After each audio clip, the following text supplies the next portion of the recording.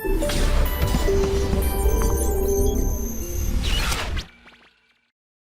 Students, I welcome you all in this channel of motion IIT JEE। आज हम लोग KVPY SX का paper discuss करने वाले हैं 2021। ठीक है, आइए पहले क्वेश्चन से स्टार्ट करते हैं। पहले क्वेश्चन में आपको दो लिमिट्स दे रखी हैं। क्वेश्चन पढ़ने में टाइम वेस्ट नहीं करूंगा, क्वेश्चन आपको दिख ही रहा है। तो जो पहली लिमिट दी हुई है उसके सामने लिखा हुआ है does not exist. Second statement में लिखा हुआ है एक और लिमिट दे करके डज नॉट एग्जिस्ट। हमें चेक करना है इनमें से कौन ट्रू है, कौन फॉल्स है, या दोनों ही फॉल्स है, दोनों ही ट्रू है। आइए हम सबसे पहले फर्स्ट से स्टार्ट करते हैं। इसमें देखिए, अगर आप n को इवन ले लें, अगर हम n को इवन ले लें तो क्या होने वाला है? तो ये होने वाला है कि यहां पर -2 की पावर n जो है ये 2 की पावर n बन जाएगा। तो 2 टाइम्स 2 की पावर n हो जाएगा अपॉन 2 की पावर n। ठीक है, लिमिट n अप्रोचेज इंफिनिटी है। 2 की पावर n से 2 की पावर n कैंसिल हो जाएगा और यहां पर 2 मेरे पास आ जाएगा। क्लियर है? उसके बाद मैं क्या कर सकता हूं, मैं n को ऑड लूंगा। जब मैं n को ऑड ले रहा हूं तो उस केस में क्या होगा, यहां पर ये -2 की पावर n बनेगा जो कि कैंसिल हो जाएगा। तो यहां पर मेरे पास 0 आंसर आने वाला है। तो इसका मतलब ये वाली लिमिट तो एग्जिस्ट कर ही नहीं सकती, क्योंकि ये तो n पर डिपेंड कर रही है। n जब इवन है तो 2 है, n जब ऑड है तो 0 है। तो ये यानी कि ये वाली लिमिट एग्जिस्ट नहीं करेगी। लिमिट एग्जिस्ट नहीं कर रही, इसका मतलब ये वाली स्टेटमेंट तो ट्रू हो गई। करेक्ट है? अब इधर आ जाइए, इसमें भी हम सेम फिनोमेना अपनाते हैं। n को इवन लेते हैं। जब मैं n को इवन लूंगा तो -3 की पावर n जो है ये 3 की पावर n ही बन जाएगा, है ना। तो 2 टाइम्स 3 की पावर n और नीचे 4 की पावर n, तो 3/4 की पावर n कर देता हूं। बाहर आपको पता है ये लिमिट क्या चल रही थी, लिमिट चल रही थी n टेंडिंग टू इन्फिनिटी। अभी 3/4 जो है ये 1 से छोटी वैल्यू है। 1 से छोटी वैल्यू पर अगर आप पावर इन्फिनिटी चढ़ाओगे तो वो 0 हो जाती है।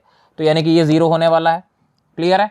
और अगर मैं n को ऑड ले लेता, अगर मैं n को ऑड ले लेता तो क्या होता, यहां पर ये -3 की पावर n आता, 3 की पावर n और -3 की पावर n कैंसिल हो जाता और मेरा आंसर फिर से 0 आ जाता। इसका मतलब यहां पर n ऑड हो चाहे n इवन हो, मेरा आंसर 0 ही आ रहा है। इसका मतलब ये वाली लिमिट एग्जिस्ट कर रही है। और क्योंकि सेकंड में लिखा हुआ है डज नॉट एग्जिस्ट, तो ये फॉल्स हो जाएगी। तो इसका मतलब फर्स्ट स्टेटमेंट ट्रू है और सेकंड फॉल्स है। इसका मतलब ए इज द करेक्ट वन। ठीक है, क्वेश्चन बहुत ही ब्यूटीफुल क्वेश्चन है। इसको अपन कॉम्प्लेक्स नंबर से करने की कोशिश करेंगे। Consider a regular decagon with its vertices on the unit circle. Unit circle पर एक रेगुलर टेंगोन है, यानी कि जिसकी 10 साइड्स है, 10 वर्टाइसेस हैं। With 1 vertex fixed, draw straight lines to the other 9 vertices. ठीक है, देखिए क्वेश्चन क्या कह रहा है उसके हिसाब से अपन चलते हैं कि भाई एक सर्कल रहा होगा, यूनिट सर्कल। ठीक है, उसका सेंटर ओरिजिन मान लिया, क्योंकि अपन इसको nth रूट ऑफ यूनिटी से करना चाहते हैं। यहाँ पर पावर 10 है, तो अपन क्या कर सकते हैं, अपन z की पावर 10 इक्वल टू 1 को सॉल्व करेंगे। That means we can write z is equals to 1 की power 1/10। That means we can write z is equals to e की power iota 2k π/10 and will call it zk for a while. अपन इसको zk बोलेंगे। ठीक है, अब आप देख सकते हो जब k इक्वल टू 0 डालूंगा मैं तो मेरे पास z 0 आ जाएगा, जिसकी वैल्यू 1 होगी। इसी तरीके से मैं k इक्वल टू 1 डालूंगा तो मेरे पास z1 आ जाएगा। और इसी तरीके से मैं डालता जाऊंगा वैल्यू कहां तक, k इक्वल टू 9 तक, तो मेरे पास लास्ट में z9 आ जाएगा।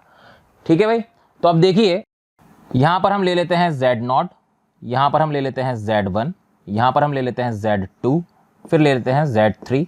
इसी प्रकार से चलता जाएगा। ठीक है, z0, z1, z2, z3, इस तरीके से चल रहा है।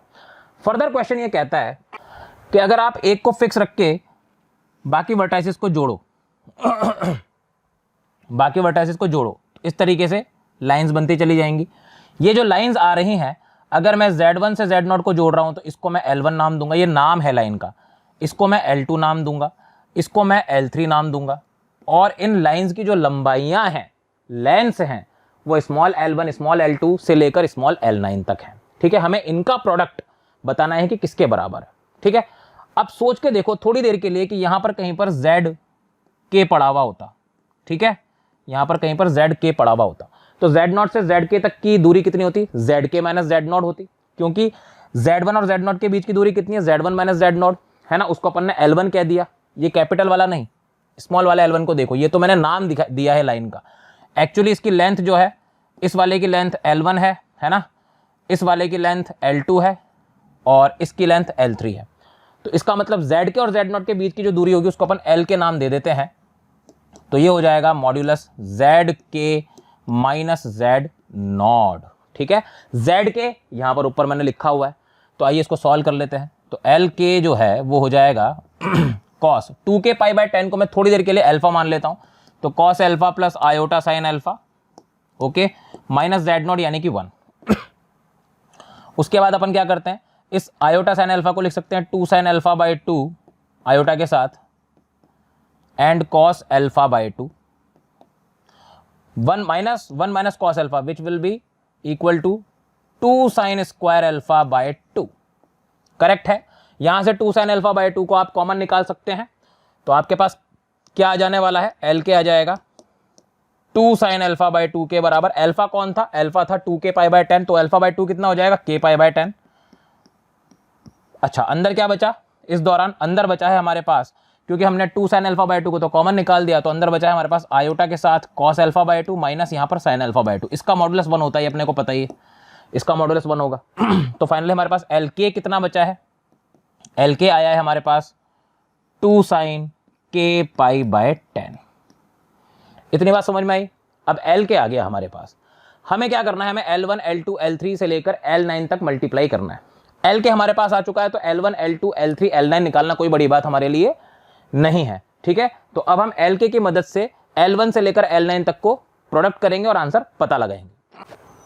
तो अब जो एल के हमारे पास आया है which is 2 sine k pi by 10, ठीक है, इसकी मदद से हम लोग L1 L2 L9 तक का प्रोडक्ट करते हैं। L1 L2 से लेकर L9 तक जब मैं प्रोडक्ट करूंगा तो सब में 2 तो आएगा ही सही, तो 2 की पावर 9 तो अलग हो जाएगा। L1 के लिए k को मेरे को 1 रखना पड़ेगा, तो साइन पाई बाय 10 आएगा। ठीक है, फिर साइन 2 पाई बाय 10 आ जाएगा, और L3 के लिए साइन 3 पाई बाय 10 आ जाएगा, और इसी तरीके से L9 के लिए आ जाएगा साइन 9 पाई बाय 10। अभी 9 पाई बाय 10 को आप लिख सकते हो पाई माइनस पाई बाय 10, तो it will get clubbed with sine pi by 10। ठीक है, तो हमारे पास क्या आ जाएगा, हमारे पास आ जाएगा ये जो प्रोडक्ट है किसके बराबर आ जाएगा, 2 की पावर 9 इंटू, अब देखो साइन पाई बाय 10 के ऊपर स्क्वायर आ जाएगा। इसी प्रकार से 8 पाई बाय 10 2 पाई बाय 10 में कन्वर्ट हो जाएगा, तो ये हो जाएगा साइन स्क्वायर 2 पाई बाय 10। इसी प्रकार से 7 पाई बाय 10 3 पाई बाय 10 में कन्वर्ट हो जाएगा, तो ये हो जाएगा साइन स्क्वायर 3 पाई बाय 10। इसी प्रकार से 6 पाई बाय 10 फाइनली 4 पाई बाय 10 में कन्वर्ट हो जाएगा, तो साइन स्क्वायर 4 पाई बाय 10 आ जाएगा। और साइन 5 पाई बाय 10 जो अकेला बचेगा उसको तो आप 1 लिख सकते हो, क्योंकि साइन पाई बाय 2 1 होता है। समझ में आ रही बात आपको।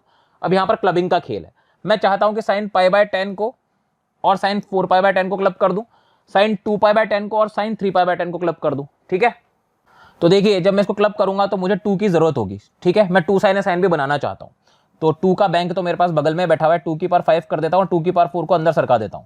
2 की पावर 4 में से 2 स्क्वायर जो है वो मिल जाएगा किसको, साइन पाई बाय 10 और साइन 4 पाई बाय 10 को। ठीक है, इसका स्क्वायर हो गया, इनटू फिर हो जाएगा 2 sine 2 pi by 10 sine 3 pi by 10, इसका होल स्क्वायर। ठीक है, अप्लाई 2 साइन है साइन बी, तो cos A minus B which would be equal to 3 pi by 10, और कॉस ए प्लस बी तो 0 हो जाएगा, तो यहां पर स्क्वायर बचेगा, cos square 3 pi by 10। Similarly आगे बचेगा कॉस स्क्वायर पाई बाय 10। ठीक है, so you are having cos square 54 degree and cos square 18 degree, दोनों की वैल्यूज आपको पता है, वैल्यूज पुट कीजिए एंड आपका आंसर आएगा कितना, 10। ठीक है, so A option is the correct one. Next is बहुत ही सिंपल क्वेश्चन, क्लास में भी हम लोग करते ही हैं। The value of the integral minus pi by 2 से pi by 2 sine square x upon 1 plus e की पावर एक्स। हम अगर इसको आई मान लें, अगर हम इसको आई मान लें तो हम यहां पर किंग अप्लाई कर देते हैं। ठीक है, अप्लाई किंग प्रॉपर्टी।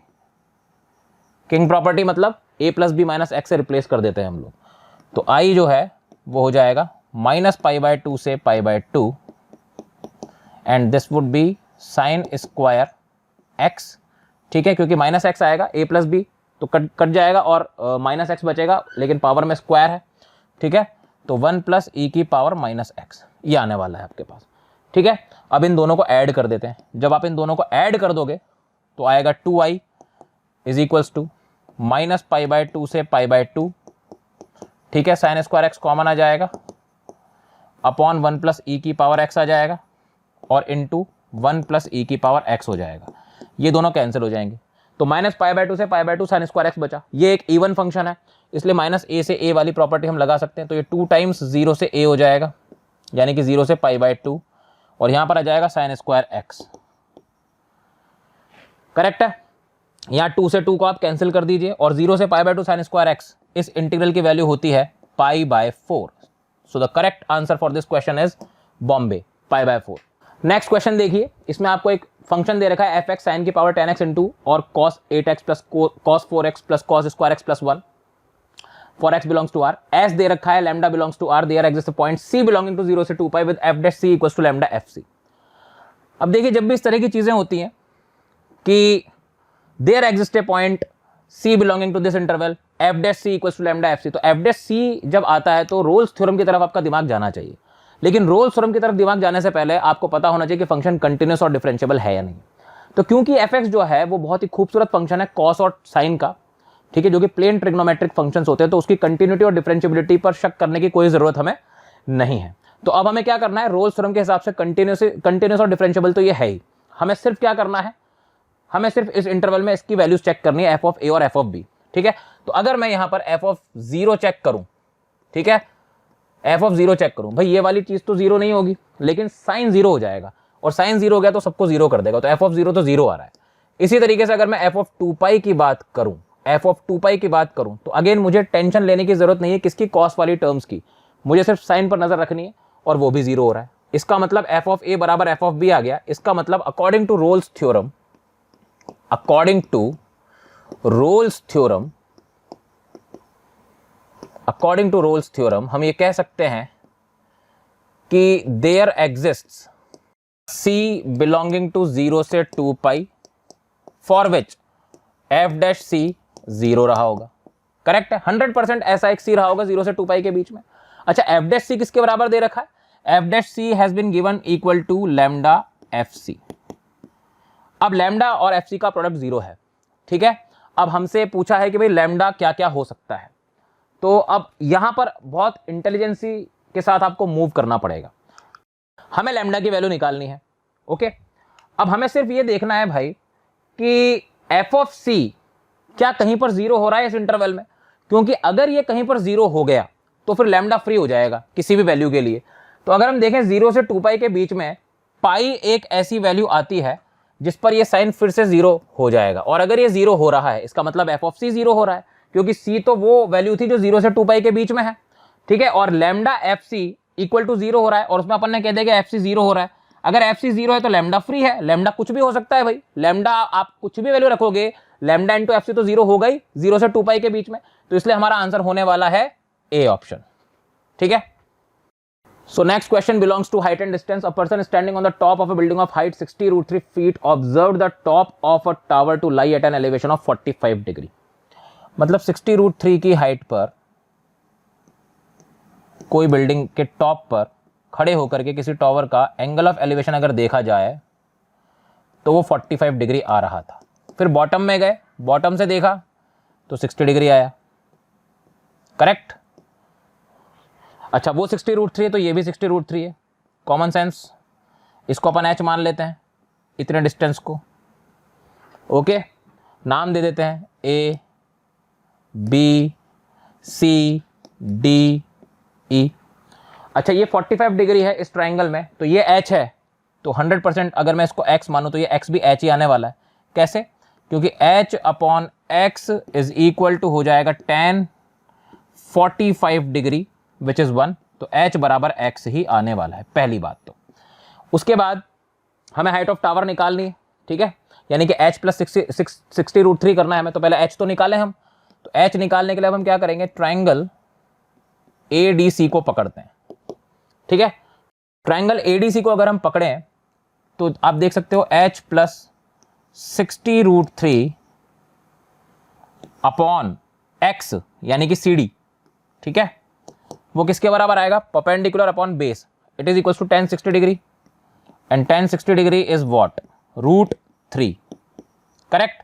अच्छा, तो यहां से आ गया h plus 60√3 is equal to √3, x तो h के बराबर है, h आ गया, तो यहां से h की वैल्यू आ जाएगी 60√3 upon √3 minus 1. After rationalization, you will be getting 30√3 into √3 plus 1. This is the value of h. और हमें टोटल हाइट अगर निकालनी है टावर की तो इसमें 60√3 को ऐड भी करना पड़ेगा, ठीक है। तो अगर हम इसमें 60√3 को ऐड करें तो क्या आएगा, देखिए भाई 30√3 इंटू √3 प्लस 1 में हमें 60√3 को ऐड करना है, ठीक है। तो यहां से 30√3 तो आप कॉमन या फिर इसको सीधे मल्टीप्लाई कर दो तो ये हो जाएगा 90 प्लस कितना 90√3। इसका मतलब 90 कॉमन आएगा और √3 प्लस 1 आ जाएगा। तो हमारा सही आंसर आने वाला है कैलकाटा, ठीक है। नेक्स्ट क्वेश्चन बहुत ही बढ़िया क्वेश्चन। पाई अगर 3.13 से 3.15 है, the integer closest to the value of sine inverse sine 1 cos 4 plus cos 1 sin 4। अभी साइन 1 cos 4 और cos 1 sin 4 अगर आप इस पर गौर फरमाएं तो ये कितना होने वाला है, देखिए sine inverse sine a plus b बन जाएगा, यानी कि sine 1 plus 4 that is sine inverse sine 5। अभी साइन इनवर्स साइन 5 की जो वैल्यू होती है वो होती है 5 माइनस 2 पाई। क्यों मैंने ऐसा बोला क्योंकि साइन इनवर्स साइन एक्स के दो सॉल्यूशन होते थे। साइन इनवर्स साइन एक्स के दो सॉल्यूशन होते हैं, एक तो होता है x माइनस 2n पाई और एक होता है 2n plus 1 pi minus x. इनमें से वो सही माना जाता है जो माइनस 1.57 से 1.57 की रेंज में आता है। तो आज ये माइनस 1.57 से 1.57 की रेंज में आ रहा है। अच्छा, अगर मैं इसको सॉल्व करूं तो 5 माइनस 6.28 समथिंग होगा, इसका मतलब है माइनस 1.28 आएगा। तो इसके क्लोजेस्ट इंटीजर कौन सा हुआ, इसके क्लोजेस्ट इंटीजर हुआ -1। तो -1 is the correct one. Maximum value of the function आपसे पूछी गई है, f(x) आपको दे रखा है इन द इंटरवल 1 से 2। बहुत ही सिंपल सा क्वेश्चन है। सबसे पहले हम क्या कर सकते हैं, हम f' निकाल देते हैं। f' जो होगा वो क्या होगा, e की power x plus 1 plus ln x, जो 100% पॉजिटिव होने वाला है इन दिस गिवन इंटरवल। और अगर ये पॉजिटिव है तो इसका मतलब क्या है, फंक्शन जो है वो कैसा है, इंक्रीजिंग है। अगर फंक्शन इंक्रीजिंग है तो f(x) की जो मैक्सिमम वैल्यू होगी, f(x) की जो मैक्सिमम वैल्यू होगी that would be equal to f(2). Clear है। तो f(2) कितना हो जाएगा, e स्क्वायर प्लस 2ln2। तो e square plus 2ln2 is your answer, that is Bombay is the correct one.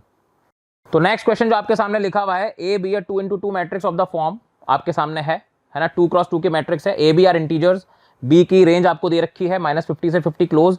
The number of such matrices A such that A inverse, the inverse A inverse जो है वो inverse of ए है, exist and A inverse contains only integer entries. A inverse जो है वो सिर्फ integer entries को contain करता है, इंटीजर एंट्रीज।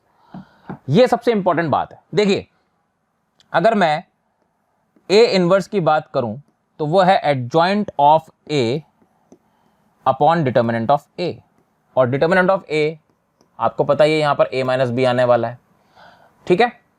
तो एडजॉइंट ऑफ ए कैसे निकालोगे, 2x2 में बहुत आसान है निकालना। डायगोनल एलिमेंट्स को स्वैप कीजिए और बाकी के एलिमेंट्स को माइनस से मल्टीप्लाई कीजिए और नीचे आ जाएगा a माइनस बी, ठीक है। तो ए इनवर्स जो है वो कितनी बनने वाली है, वो बनने वाली है ये 1 upon a minus b minus 1 upon a minus b, then minus b upon a minus b and then a upon a minus b. Correct. ये आपके पास a इनवर्स आने वाला है। अब a इनवर्स के लिए ये कहा जा रहा है कि उसकी सभी एंट्रीज जो हैं वो इंटीजर्स हैं। तो 1 अपॉन a माइनस बी पर अगर आप गौर करोगे तो ये इंटीजर तभी बनेगा जब a माइनस बी जो है वो या तो 1 हो या फिर -1 हो, और कोई पॉसिबिलिटी नहीं है। और यहां पर भी a माइनस बी जो है वो या तो 1 होना चाहिए या फिर -1 होना चाहिए, ठीक है। और ये आपको पहले ही दे रखा है कि a भी इंटीजर्स हैं, तो इसलिए फ्रैक्शंस के बारे में तो सोचना भी मत आप लोग, ठीक है। तो इसका मतलब a माइनस बी का 1 और -1 होना जरूरी है। तो a माइनस बी या तो 1 हो या फिर -1 हो। अच्छा, अब हम आते हैं मुद्दे पर। भाई जो b है, b की रेंज हमें क्या दे रखी है, b की रेंज हमें दे रखी है -50 क्लोज से 50 क्लोज, है ना। मान लो b की वैल्यू मैंने एक वैल्यू सिलेक्ट कर ली, b इक्वल टू 0, तो उसके कॉरस्पॉन्डिंग a की दो चॉइसेस हो जाएंगी। a या तो 1 हो सकता है या फिर a -1 हो सकता है। कैसे सर, कैसे? अरे क्योंकि a माइनस बी का आया तो 1 होना जरूरी है या फिर -1 होना जरूरी है। इसका मतलब एक b की वैल्यू अगर मैं लेता हूं तो उसके कॉरस्पॉन्डिंग मुझे 2 a की चॉइसेस मिलती है। ठीक है, अब मेरे पास टोटल 101 चॉइसेस हैं b की, है ना। -50 से 50 तक मेरे पास कितनी चॉइसेस हैं b की? Definitely it is 101। तो टोटल जो है मेरे पास वो कितना हो जाएगा? 101 इंटू 2 हो जाएगा। ठीक है, 101 into 2, that is 202 would be my answer. Number of such matrices कितनी हो जाएंगी? 202 मैट्रिसेस हो जाएंगी। करेक्ट। अगला क्वेश्चन देखिए, ए आपको एक मैट्रिक्स दी हुई है, इन्वर्टिबल मैट्रिक्स है। ठीक है, इन्वर्टिबल मैट्रिक्स का मतलब है जिसका डिटर्मिनेंट जो है वो नॉट इक्वल टू 0 है, तभी उसका इन्वर्स पॉसिबल है। ठीक है, आगे क्या कहा गया है कि सिग्मा, यहां पर जे है। ठीक है, जे इक्वल टू 1 से 3 और आई 1 से 3 चल ही रहा है। ठीक है, तो ये सभी एंट्रीज का सम जो होगा वो 1 के बराबर है।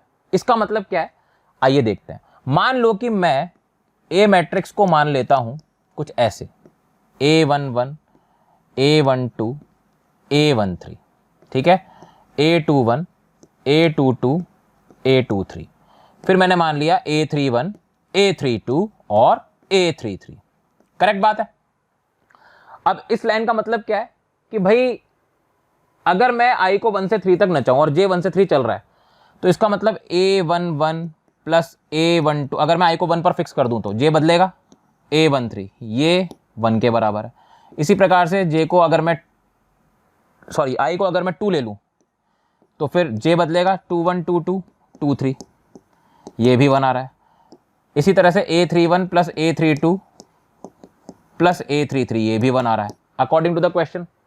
ये दे रखा है हमें, यानी कि रोज के सभी एलिमेंट्स का सम 1 हो रहा है। रो 1 के सभी एलिमेंट्स का सम 1 हो रहा है, रो 2 के सभी एलिमेंट्स का सम 1 हो रहा है, रो 3 के सभी एलिमेंट्स का सम 1 हो रहा है।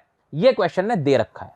अब अगर ऐसा है तो पहला ऑप्शन देखिए, sum of the diagonal entries of A is 1। Sum of the diagonal entries of A is 1। ये तो कोई जरूरी बात नहीं हुई भाई। अगर आपके पास किसी मैट्रिक्स के रोज के सभी एलिमेंट्स का सम 1 है तो ये तो कोई जरूरी बात नहीं हुई कि डायगोनल एंट्रीज का सम भी 1 होगा।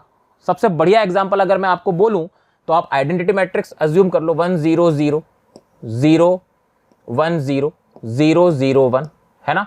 ये एक ऐसी मैट्रिक्स है जिसमें सभी रोज के एलिमेंट्स का सम 1 है लेकिन डायगोनल एंट्रीज का सम तो 1 नहीं है। इसका मतलब पहला ऑप्शन तो हम सीधे सीधे रिजेक्ट कर सकते हैं। अब बाकी के 3 ऑप्शंस में ए इनवर्स का जिक्र हो रहा है। ठीक है, बाकी के 3 ऑप्शंस में ए इनवर्स का जिक्र हो रहा है जो कि बहुत अच्छे ऑप्शंस हैं और आपको आंसर चुनना भी एक मतलब बहुत अच्छी खासी मेहनत का काम है ये। ठीक है, लेकिन अगर आप थोड़ा सा दिमाग लगाएंगे तो बहुत अच्छे से आप इसका आंसर निकाल पाएंगे। देखिए, हमें इस चीज का यूज करना है कि सभी रोज के एलिमेंट्स का सम जो है वो 1 हो रहा है। इसका यूज करने के लिए हम क्या कर सकते हैं, देखिए हम एक मैट्रिक्स मान लेते हैं x, कॉलम मैट्रिक्स 1 1 1। ठीक है, कॉलम मैट्रिक्स क्यों माना, आइए देखते हैं। बहुत मास्टर स्ट्रोक है। तो a इंटू एक्स अगर मैं करूं, a का ऑर्डर है 3 क्रॉस 3, इसका ऑर्डर है 3 क्रॉस 1, तो बनने वाली मैट्रिक्स एक कॉलम मैट्रिक्स बनेगी।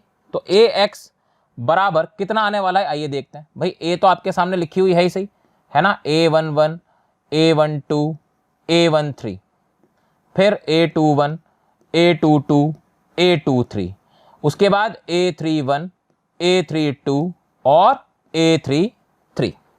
करेक्ट है। इसको मैं मल्टीप्लाई कर रहा हूं 1 1 1 से। जब मैं मल्टीप्लाई करूंगा तो सोच के देखो क्या बनने वाला है। हवा में करेंगे, A11 plus A12 plus A13 वो 1 होता है। Similarly A21 plus A22 plus A23 वो भी 1 होता है। भाई इसको इससे, फिर इसको इससे, वो भी 1 आएगा। इसका मतलब ये x के बराबर ही आ रहा है।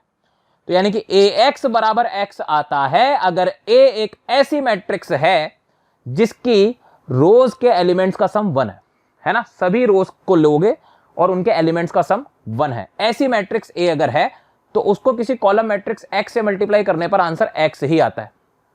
क्लियर है। अच्छा, अब इसका फायदा कैसे मिलेगा, आइए देखते हैं। तो अब देखिए हमारे पास ये तो आ चुका है कि ax is equal to x है। अब मैं यहां पर दोनों तरफ a इनवर्स से प्री मल्टीप्लाई कर देता हूं तो a इनवर्स ax बराबर a इनवर्स x हो जाएगा। तो यहां पर हो जाएगा x बराबर a इनवर्स x। करेक्ट है, यानी कि a इनवर्स में जब मैं x मल्टीप्लाई करता हूं तो भी मेरे पास x आ रहा है। तो भी मेरे पास x आ रहा है। इसका मतलब A इनवर्स भी वो मैट्रिक्स होनी चाहिए जिसकी सभी रोज को अगर मैं लूं, रो 1, रो 2, रो 3, तो रो 1 के सभी एलिमेंट्स का सम 1 होना चाहिए, रो 2 के सभी एलिमेंट्स का सम 1 होना चाहिए और रो 3 के सभी एलिमेंट्स का सम 1 होना चाहिए। तो इसने क्या बोला है बी ऑप्शन में, sum of each row of A inverse is 1। ठीक है, यही मेरा सही आंसर हुआ। ठीक है भाई। नेक्स्ट क्वेश्चन, लॉगरिथमिक इक्वेशन का बहुत बढ़िया क्वेश्चन है, कुछ भी नहीं करना है इसमें। आप इसको ऐसे लिख सकते हैं, log x minus 2y whole square, correct, is equals to log xy। It can be written like this. Log को रिमूव कर दीजिए, जब लॉग को रिमूव करोगे तो आपके पास आएगा x minus 2y whole square is equal to, and यहां पर आ जाएगा xy। Okay, just open it, you will be getting x square plus 4y square minus 4xy minus xy is equal to 0, correct. तो यहां से हो जाएगा आपके पास x square minus 5xy plus 4y square is equal to 0। ठीक है भाई।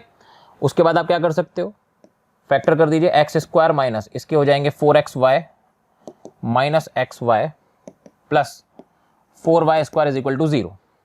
तो यहाँ से आप देख सकते हैं x कॉमन आ रहा है और यहाँ से y कॉमन आ रहा है, तो minus y, x minus y और x minus 4y is equal to 0। यहाँ से आप देख सकते हो x अपॉन y की वैल्यू एक तो 1 आई है और एक 4 आई है। अब दो वैल्यूज़ हैं, लेकिन क्वेश्चन ने आपको एक बहुत खूबसूरत चीज़ दे रखी है, और वो चीज़ क्या है कि x is greater than 2y is greater than 0, यानी कि x अपॉन y जब मैं करूँगा तो ग्रेटर देन 2 आने वाला है, और ग्रेटर देन 2 अगर आएगा तो 1 सॉरी हो जाएगा। तो सही आंसर कौन है, 4 है। तो इसका मतलब करेक्ट आंसर इज 4 ओनली। अगला क्वेश्चन देखिए, एक एलिप्स दे रखा है a greater than b, b an ellipse with major axis ab and minor axis cd। ठीक है, तो आइए एलिप्स बना लेते हैं। मान लो ये एक एलिप्स है लाइक दिस, ये मेजर एक्सिस है, ये माइनर एक्सिस है। ठीक है, a f1 f2 b ये ऑर्डर में दे रखे हैं आपको। ठीक है, तो चलिए a को इधर ले लेते हैं, f1 को इधर ले लेते हैं, ये f2 ले लेते हैं और ये b ले लेते हैं। ठीक है, and this is c d। According to the question, suppose f1cb angle जो है वो 90 डिग्री है। ठीक है, तो f1cb एंगल ले लेते हैं, f1cb एंगल, ये f1cb एंगल जो है ये कितना दे रखा है, 90 डिग्री दे रखा है। इलिप्स की इक्वेशन आपके सामने है। ठीक है, इलिप्स की इक्वेशन अगर आपके सामने है तो उससे आपको ये पता ही है कि f1 के कोऑर्डिनेट कितने होने वाले हैं, ये होने वाले हैं माइनस ae, 0। c के कोऑर्डिनेट्स कितने होने वाले हैं, ये होने वाले हैं 0, b, और b के कोऑर्डिनेट्स होने वाले हैं a, 0। तो हम यहाँ पर पाइथागोरस थ्योरम लगा देते हैं। ठीक है, तो हम देख सकते हैं कि भाई f1c square plus cb square is equals to f1b square आना चाहिए। ठीक है, f1c अगर हम करेंगे तो ये आएगा a square e square plus b square, cb square अगर हम करेंगे तो आएगा a square plus b square, और f1b स्क्वायर अगर हम करेंगे तो आएगा a प्लस ae का होल स्क्वायर। चलिए इसको सॉल्व कर लेते हैं। तो यहाँ से हो जाएगा a square e square plus b square plus a square plus b square is equals to a square e square plus 2a square e। आप देखेंगे a स्क्वायर e स्क्वायर से a square e square cancel हो गया। ठीक है, a square से a square cancel हो गया, उधर मेरे पास 2b स्क्वायर बचा, इधर मेरे पास 2a स्क्वायर e बचा। तो बेसिकली मेरे पास e की वैल्यू आ गई कितनी, b square upon a square, correct. इसके बाद आप जानते हैं एसेंट्रिसिटी जो होती है उसका फॉर्मूला होता है e square is equals to 1 minus b square upon a square. b square upon a square की वैल्यू मेरे पास e है, तो e square plus e minus 1 is equals to 0 हो जाएगा। इसको जब मैं सॉल्व करूंगा तो e की वैल्यू आएगी मेरे पास -1 प्लस माइनस √5 अपॉन 2, है ना। एसेंट्रिसिटी नेगेटिव कभी नहीं होगी, तो ये हो जाएगा √5 माइनस 1 अपॉन 2 के बराबर। That means your correct answer is sitting in option C. Now next question, आपके सामने एक इक्वेशन है x cube minus greatest integer x cube equals to x minus greatest integer x cube की। ठीक है, यहां पर ये दरअसल होल क्यूब है। ठीक है, ये इस क्वेश्चन को सॉल्व करते हैं। कुछ भी नहीं है, हम x को i प्लस एफ मान लेते हैं। तो ये इसका ग्रेटेस्ट इंटीग्रल पार्ट जो होता है वो ग्रेटेस्ट इंटीजर x से डिनोट किया जाएगा और फ्रैक्शनल पार्ट को f से, ठीक है। तो x बराबर अगर मैं i प्लस एफ लिखता हूं तो उस समय मैं ग्रेटेस्ट इंटीजर को i से रिप्लेस कर दूंगा, ठीक है। तो आइए x को मैंने लिखा i प्लस एफ, तो ये हो जाएगा i plus f whole cube minus ये हो जाएगा i क्यूब, ठीक है, is equals to x minus ये क्या है मैंने पहले ही बता दिया, x minus greatest integer x का होल क्यूब है, यानी कि फ्रैक्शनल पार्ट x था, यानी कि ये f क्यूब था, ठीक है। तो यहां से अपने पास हो जाएगा i cube plus f cube plus 3i square f plus 3i f square is equal to i cube plus f cube, ये कैंसिल हो गए, ठीक है। अब यहां से 3 को तो आप हटा दीजिए, चलो 3if कॉमन ले लिया, यहां पर हमारे पास बचा i plus f is equal to 0। अब यहां पर 3 बातें हो गई, क्या है वो 3 बातें कि भाई या तो i 0 हो जाए या फिर f 0 हो जाए या फिर i प्लस एफ 0 हो जाए। i प्लस एफ का मतलब x 0 हो जाए, f का मतलब फ्रैक्शनल पार्ट ऑफ x 0 हो जाए, फ्रैक्शनल पार्ट ऑफ x 0 होने का मतलब x इंटीजर है, इसका मतलब है ग्रेटेस्ट इंटीजर x 0 हो जाए, ग्रेटेस्ट इंटीजर x 0 होने का मतलब x क्या है, x है क्लोज 0 से 1, x है क्लोज 0 से 1, तो x क्लोज 0 से 1 भी है, उसके बाद x सारे इंटीजर्स भी हैं, समझ में आया आपको, और i प्लस एफ तो 0 है ही, ठीक है। तो इसका मतलब क्या हो गया, इसका मतलब ये हो गया कि x के अंदर जो है वो 0 तो है ही सही, इस इंटरवल में भी है, यहां पर भी है, साथ में इंटीजर्स भी हैं, तो इसका अगर अपन वैल्यू चेक करें तो 0 से 1 तो एक इंटरवल मिलेगा आपको, बाकी आपको डिस्क्रीट वैल्यूज मिलेंगी वो भी इंटीजर्स पर, देखो फिर 2 आएगा है ना, ये 1 है, फिर 3 भी आएगा, 4 भी आएगा, फिर पीछे -1 भी आएगा, -2 भी आएगा। क्यों आ रहा है ऐसा, क्योंकि फ्रैक्शनल पार्ट ऑफ x भी 0 था। इसका मतलब क्या हो गया, सही ऑप्शन क्या हो जाएगा, a contains an interval but is not an interval, a के अंदर इंटरवल तो है लेकिन वो खुद एक इंटरवल नहीं है, तो B is the beautiful option and answer of this question, ठीक है। Next question, straightforward application of sandwich theorem which we study in limit, ठीक है, कुछ भी नहीं है, ये जो सम दे रखा है, ये जो सम दे रखा है ये दरअसल लाई करेगा, देखिए 1 upon greatest integer n square plus 1, sorry 0 से लेकर के आपको आगे बढ़ना है, 1 अपॉन n स्क्वायर प्लस 1 से लेकर के 1 upon under root n square plus n, ठीक है। ये s के आपको दे रखा है, ये बड़ा होगा जब मैं सबसे छोटी वैल्यू को n प्लस 1 बार जोड़ूंगा, क्योंकि 0 से n प्लस 1 तक का सफर है, ठीक है। तो सबसे छोटी वैल्यू कौन है, सबसे छोटी वैल्यू है under root n, 1 upon under root n square plus n, और यही सम छोटा होगा जब मैं सबसे बड़ी वैल्यू को इतनी ही बार जोड़ूंगा, which is under root n, 1 upon under root n square, ठीक है। अब आप लिमिट अप्लाई करेंगे, जब आप लिमिट अप्लाई करेंगे तो यहां पर हो जाएगा limit n tending to infinity n plus 1, n square को मैं बाहर निकालूंगा तो n बाहर आ जाएगा, 1 प्लस 1 अपॉन n बचेगा, ठीक है भाई। यहां पर इसको मैं l कह देता हूं, ठीक है, इस पूरे को अपन क्या कह देते हैं, सॉरी इस लिमिट को अपन क्या कह देते हैं, l कह देते हैं, ठीक है। और यहां पर क्या आ जाएगा, limit n tending to infinity n plus 1 upon n, इसको सॉल्व करोगे तो 1 आएगा, इसको सॉल्व करोगे तो 1 आएगा, इसका मतलब लिमिट की वैल्यू क्या है, एग्जिस्ट करती है और 1 के बराबर है। यहां पर आप क्लोज इंटरवल लगाएंगे, ओरिजिनल क्वेश्चन में क्लोज है तो आंसर यही होने वाला है, क्योंकि 1 इसी इंटरवल में फॉल हो रहा है, ठीक है। Next question is quite beautiful question, R be the set of all real number and f R be a continuous function, उसके बाद आपको mod fx minus fy is greater than equal to x minus mod x minus y दे रखा है for all real numbers x and y, then आपसे पूछा है f is 1 1 but need not to be on 2, f is on 2 but need not to be 1 1, f need not be either 1 1 or on 2, d में है f is 1 1 and on 2, ठीक है। ये जो question है पहले मैं इसके बारे में आपको बता दूं कि अगर आप यहां पर लेस देन और इक्वल टू 0 कर दो तो फिर ये एडवांस की शीट में शिफ्ट हो जाता है, ठीक है। अब यहां पर ग्रेटर देन और इक्वल टू 0 दे रखा है, इससे इसकी ब्यूटी थोड़ी सी और एनहेंस हो गई। अब यहां पर बात करनी है मैं 1 1 और ऑन 2 की, ठीक है। किसकी बात करनी है हमें, 1 1 और ऑन टू की। तो 1 1 के लिए तो हम क्या कर सकते हैं, हमें पता है कि भाई अगर fx1 बराबर fx2 करने पर x1 बराबर x2 आ जाए तो फिर वो फंक्शन 1 1 होता है।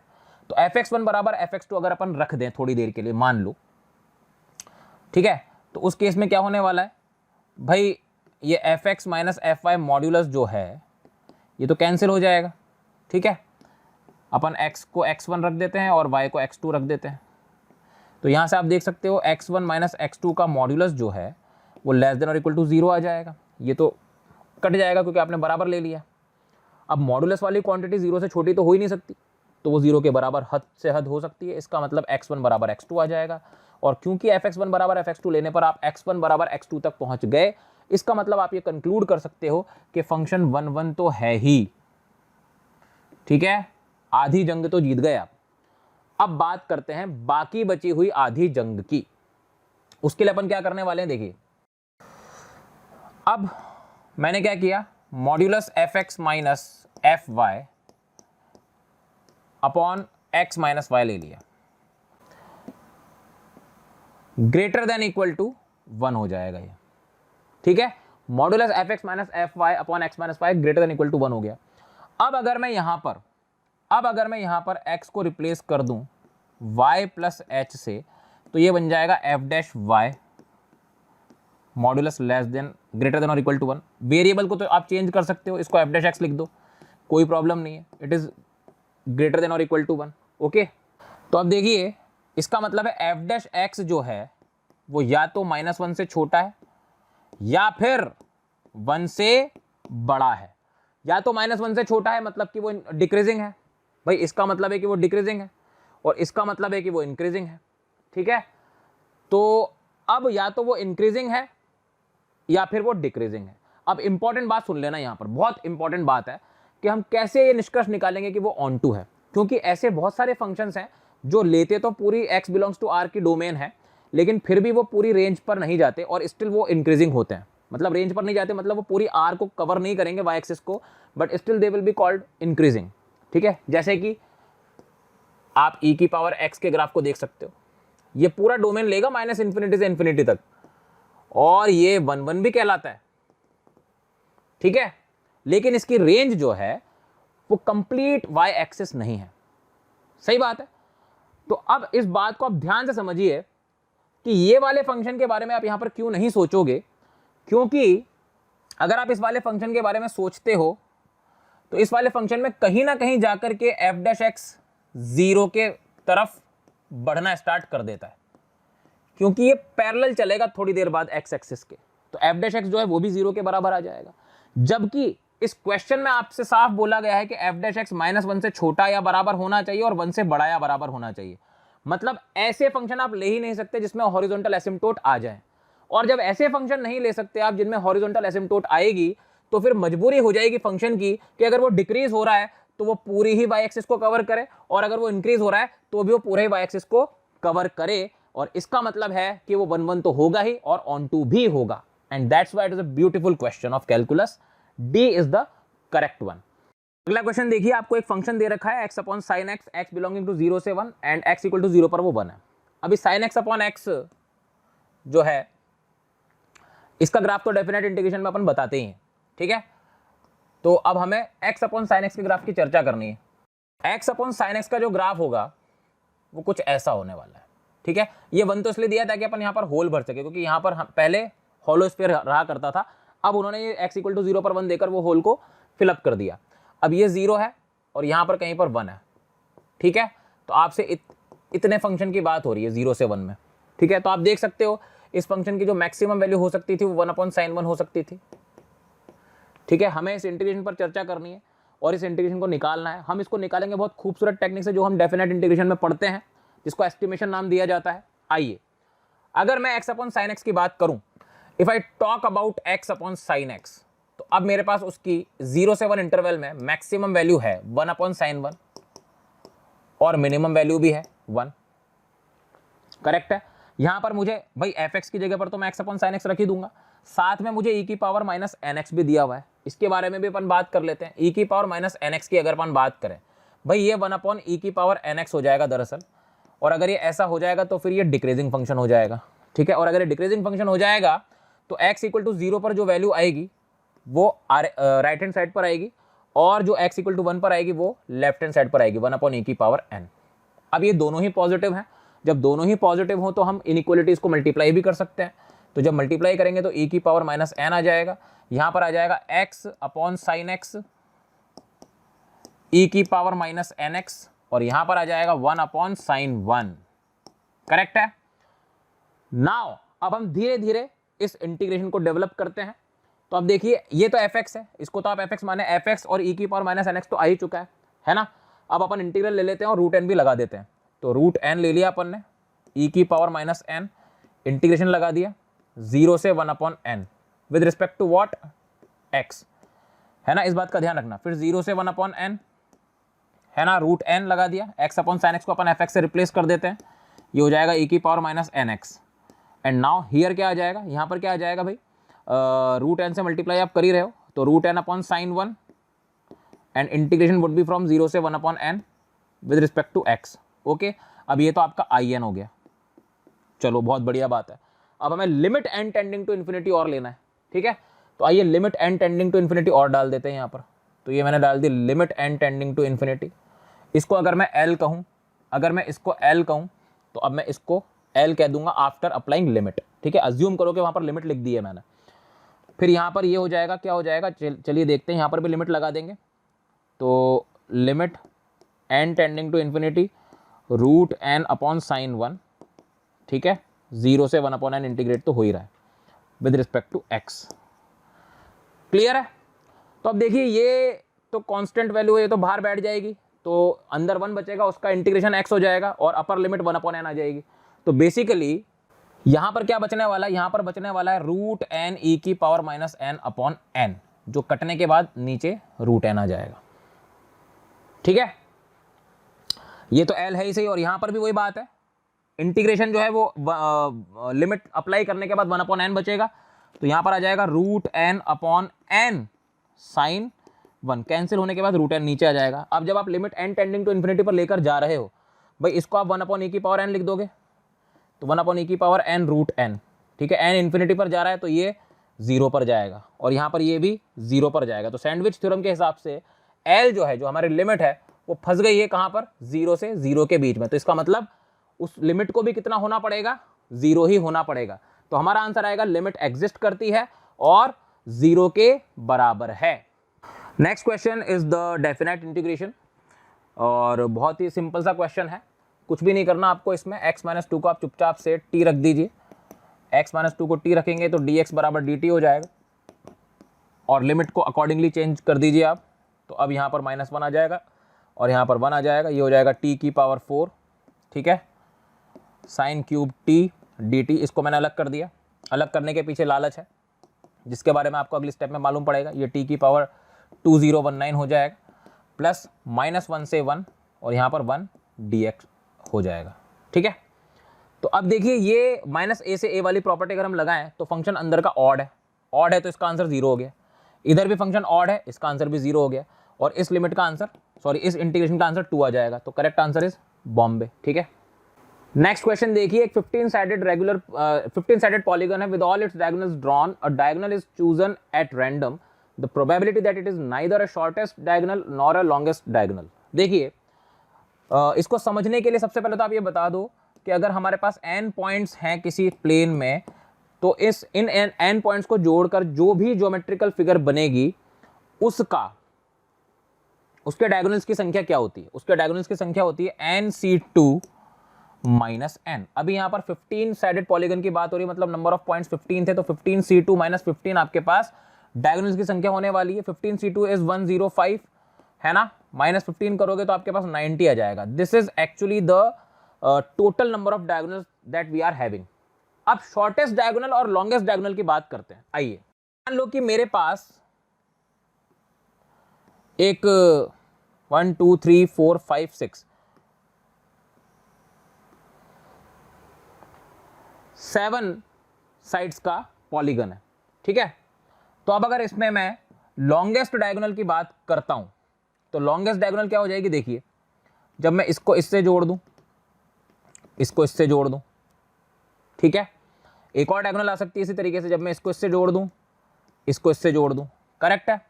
तो इसका मतलब हर एक वर्टेक्स के कॉरेस्पॉन्डिंग मेरे पास 2 डायगोनल्स आने वाली हैं लॉन्गेस्ट, ठीक है भाई। इसको आप 1 नाम दे दो, इसको आप 2 नाम दे दो, तो हर एक के रिस्पेक्ट में मेरे पास 2 डायगोनल्स निकल के आ रही हैं। देखो 1 से 2 जा रही है, एक इधर एक इधर, तो इसका मतलब 15 के कॉरेस्पॉन्डिंग मेरे पास 15 इंटू 2 लॉन्गेस्ट डायगोनल्स आएंगी। लेकिन लेकिन लेकिन एक मिनट रुक जाइए, जब आप इस डायगोनल की बात कर रहे हो तो वो तो इस वर्टेक्स के कॉरेस्पॉन्डिंग में आएगी जिसको अपन 7 नंबर दे रहे हैं। मतलब the same diagonal will be repeated when you will be taking it from point 7। तो इसका मतलब हर डायगोनल रिपीट हो रही है, तो डिवाइड बाय 2 कर दीजिए, ठीक है। तो लॉन्गेस्ट डायगोनल की संख्या आ गई आपके पास 15, ये है लॉन्गेस्ट डायगोनल की संख्या। अब हम बात करते हैं स्मॉलेस्ट डायगोनल की। अगर हम स्मॉलेस्ट डायगोनल की बात करें तो वो ये वाली होगी। देखो, एक वर्टेक्स को छोड़कर दूसरे वर्टेक्स को मिला दो, फर्स्ट मतलब फर्स्ट सेकंड थर्ड है तो फर्स्ट और थर्ड को मिला दो आप, ठीक है। उसके बाद ऐसे एक ये बन जाएगी। यहां पर भी सेम कहानी है, डायगोनल्स रिपीट होंगी। अगर मैं टोटल की बात करूं तो हर वर्टेक्स के कॉरेस्पॉन्डिंग 2 आ रही है, डिवाइड बाय 2 कर दीजिए क्योंकि वो रिपीट भी हो रही होंगी। तो यहां पर 15 आएंगे आपके पास शॉर्टेस्ट डायगोनल। अब आपसे क्या पूछा है, आपसे पूछा प्रोबेबिलिटी कि वो ना तो शॉर्टेस्ट हो ना ही लॉन्गेस्ट हो। तो इसका मतलब क्या होने वाली है, 90 में से इन दोनों के सम को घटा दीजिए आप, 15 + 15 दैट इज 30। तो वो वाले डायगोनल्स आएंगे जो ना तो लॉन्गेस्ट ना ही शॉर्टेस्ट है, और upon total number of diagonals. So correct answer would be 60/90 that is 2/3 which is sitting in option A, ठीक है। m आपको दे रखा है 2 की पावर 30 - 2 की power 15 + 1 and m square be expressed in base 2 the number of ones in this base 2 representation of m square is. ये binary system पर based question है, आपको पता ही है। वहां पर 2 जब भी बेस पर आता है तो वहां पर एक 1 होता है, ठीक है, उसी का हमें यूज करना है। तो देखिए, अगर मैं m स्क्वायर की बात करूं तो ये हो जाएगा 2 की पावर 60, इसका स्क्वायर करना है आपको सिर्फ, ठीक है, प्लस 2 की पावर 30 + 1 माइनस 2 की पावर 46 माइनस 2 की पावर 16 प्लस 2 की पावर 31, ठीक है। अब यहां पर क्लबिंग का खेल है, खूबसूरती बिछानी है हमें हर तरफ। 2 की पावर 60 और 2 की पावर 46 को हम ले लेते हैं, तो 2 की पावर 46 जो है वो बाहर आ जाएगा, तो यहां पर आ जाएगा 2 की पावर 14 - 1। उसके बाद 2 की पावर 30 और 2 की पावर 16 को ले लेते हैं, 2 की पावर 16 को बाहर कर देते हैं, तो अंदर आ जाएगा हमारे पास फिर से 2 की पावर 14 - 1, ओके। देन हमारे पास आ जाएगा 2 की पावर 31, और ये जो 1 है ये हो जाएगा 2 की पावर 0। हमें सब कुछ 2 के बेस पर चाहिए। अब आप देख सकते हैं, थोड़ी सी नजरें बदलोगे तो नज़ारे जरूर बदलेंगे। 2 की पावर 14 - 1 अपॉन 2 - 1 अगर आप मानो तो एक जीपी बन जाएगी। ये इस प्रकार की जीपी होगी, 1 + 2 प्लस कहाँ तक, 2 की पावर 13 तक, क्योंकि 14 टर्म्स हैं।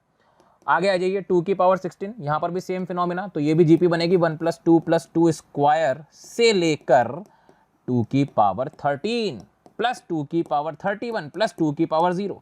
बाइनरी सिस्टम की अगर जानकारी आपको है तो जब भी 2 का बेस आएगा तो एक 1 छोड़ करके जाएगा। यहाँ पर टोटल टर्म्स कितनी है, यहाँ पर है 14 टर्म्स, तो 14 बार 1 आएगा, ठीक है। यहाँ पर भी 14 टर्म्स हैं तो 14 बार 1 आएगा। यहाँ पर एक 2 की पावर 31 है तो फिर से 1 आ जाएगा, और यहाँ पर 2 की पावर 0 के लिए भी 1 आ जाएगा, तो टोटल आपका आंसर आने वाला है 30। That means Bombay is the correct one. देखिए क्वेश्चन क्या दे रखा है अगला, let ABC be a triangle such that AB = 15, AC = 9।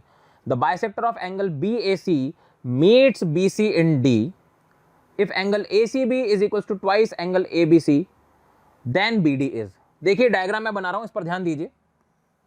हमारे पास एक ट्राइंगल है इस प्रकार से, this is A, this is B and this is C, ठीक है। और क्वेश्चन में कहा गया है कि AB 15 है, ये 15 दे रखी है, और AC 9 है, ये 9 दे रखा है। The bisector of angle BAC, angle BAC का जो बाइसेक्टर है, ठीक है, बाइसेक्टर है, वो D पर मिलता है, D पर मिल गया। If angle ACB is twice of angle ABC, मतलब अगर ये वाला एंगल मैं अल्फा ले लूं तो ये 2 अल्फा है, तो आपको BD लेंथ बतानी है, ठीक है। तो देखिए इस क्वेश्चन को कैसे सॉल्व करेंगे। अल्फा आपके पास है, 2 अल्फा आपके पास है, तो ये वाला एंगल पूरा आपके पास है क्या, बिल्कुल है, ये है पाई - 3 अल्फा, ठीक है। अब अगर मैं इस सामने वाली साइड को a मानूं तो मैं यहां पर साइन रूल लगाने की ख्वाहिश रखता हूं। आइए साइन रूल लगाते हैं। तो अगर हम ट्राइंगल ABC में साइन लॉ लगाएं तो देखिए a upon sine pi minus 3 alpha that is sine 3 alpha बराबर हो जाएगा 15 upon sine 2 alpha and this would be equal to 9 upon sine alpha. Correct. अभी अपन इन दोनों को ले लेते हैं पहले, ठीक है। तो ये हो जाएगा 15 अपॉन 2 कॉस अल्फा, क्योंकि साइन अल्फा उड़ा दिया मैंने, और यहाँ पर 9 है, ठीक है। 3 से 3 बार, 3 से 5 बार, तो यहाँ पर कॉस अल्फा की वैल्यू आपके पास आ रही है कितनी, 5/6। ये कॉस अल्फा की वैल्यू आपके पास आ गई, ठीक है। अब हम ए निकालने की कोशिश करेंगे, तो आइए ए निकालते हैं। अभी a अपॉन साइन 3 अल्फा है, जिसको हम लिख सकते हैं 3 sine alpha minus 4 sine cube alpha, ठीक है। And it is all equal to 9 upon sine alpha, ठीक है। मैंने फर्स्ट और थर्ड को उठा लिया है, साइन अल्फा कैंसिल हो जाएगा, तो a upon 3 minus 4 sine square alpha बचेगा, which can be written as 1 minus cos square alpha. Cos alpha की वैल्यू आपके पास वहां पर मौजूद है, तो ये हो जाएगा 1 माइनस 25 अपॉन 36। क्लियर है, यहां पर आ जाएगा 9, ठीक है। इसको सॉल्व कर लेते हैं, ये हो जाएगा a माइनस 1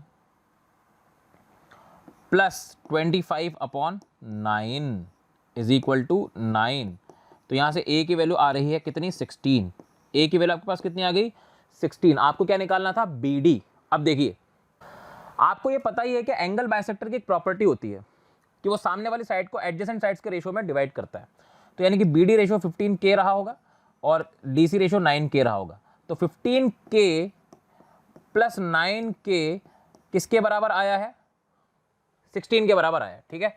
16 के बराबर आया है, तो K की वैल्यू किसके बराबर आ जाएगी भाई, K की वैल्यू आ जाएगी 16 अपॉन 24 के बराबर, यानी कि 2/3 के बराबर।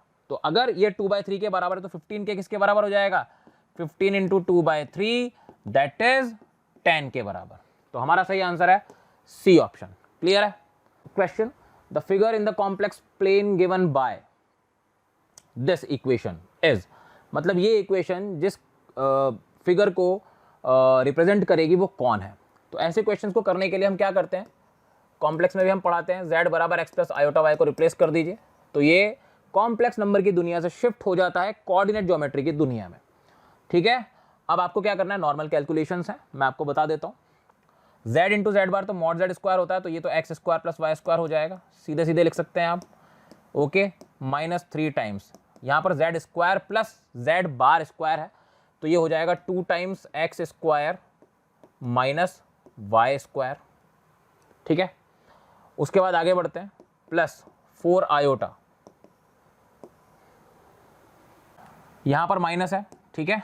तो अब जब आप माइनस करोगे तो क्या होने वाला है, जब आप माइनस करोगे तो एक्स स्क्वायर से एक्स स्क्वायर कैंसिल हो जाएगा, वाई स्क्वायर से वाई स्क्वायर कैंसिल हो जाएगा, और आपके पास आ जाएगा 4 टाइम्स आयोटा एक्स वाई, ठीक है।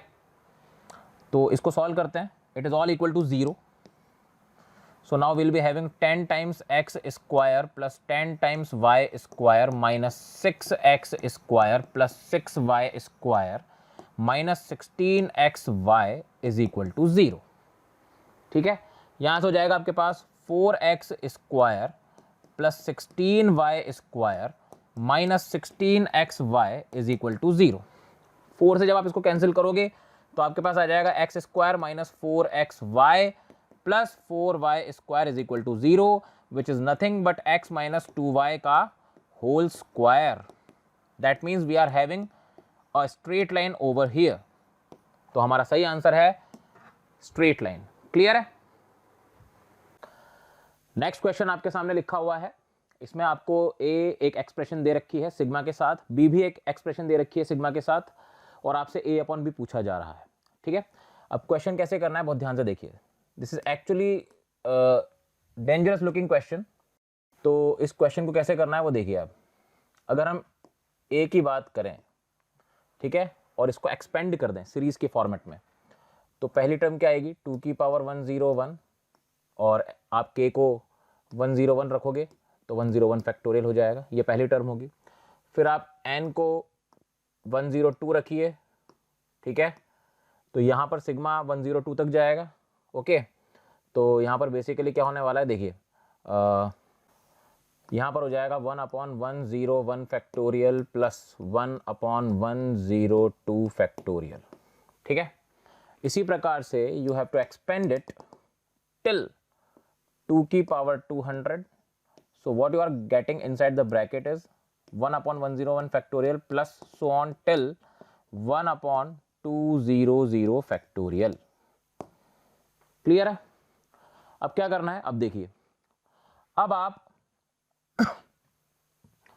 101 फैक्टोरियल जो डिनोमिनेटर है इसकी टर्म्स को कलेक्ट करिए।